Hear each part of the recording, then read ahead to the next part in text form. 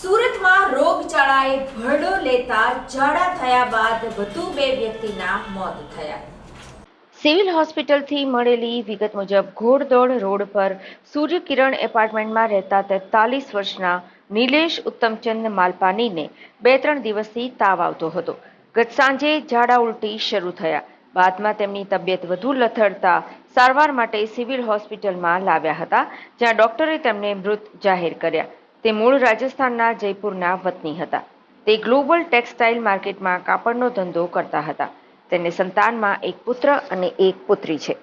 તો બીજા બનાવમાં પાંડેસરા કૃષ્ણાનગરમાં રહેતા 72 વર્ષના વિરેશભાઈ બરખુ જયસ્વાલને ગત મોડી રાત્રે ઝાડા શરૂ થયા હતા.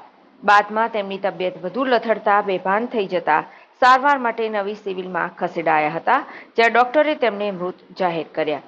તે મૂળ ઉત્તર પ્રદેશમાં ફૈઝાબાદના વતની હતા અને રિક્ષા ચલાવતા હતા. શહેરમાં ઝાડા ઉલટી, ડેન્ગ્યુ, મલેરિયા, કોલેરા, તાવ, શરદી, ખાંસી સહિતની બીમારીમાં લોકો વધુ સપડાઈ રહ્યા છે, જેને લીધે નવી સિવિલમાં દર્દીઓની સંખ્યામાં વધારો થઈ રહ્યો છે અને ખાનગી દવાખાના હોસ્પિટલમાં પણ મોટી સંખ્યામાં દર્દીઓ જોવા મળે છે. સુરત મહાનગરપાલિકા દ્વારા ચાલુ વર્ષે ચોમાસું જ્યારથી ચાલુ થયું ત્યારથી અત્યાર સુધી કોઈ પણ દિવસ રજા આપ્યા વગર સતત કામગીરી ચાલુ છે.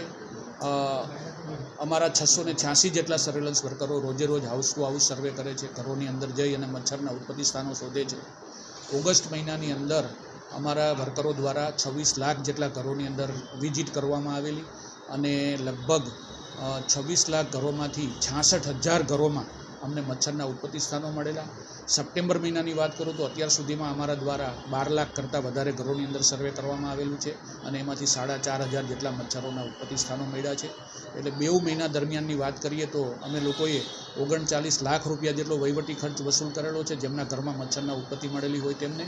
અને એના ઉપરાંત લગભગ 9,000 કરતાં વધારે ઈસમોને અમે નોટિસો પણ ઇસ્યુ કરી છે. અને આ કામગીરી સતત જ્યારથી ચોમાસું ચાલુ થયું ત્યારથી અત્યાર સુધી ચાલુ છે.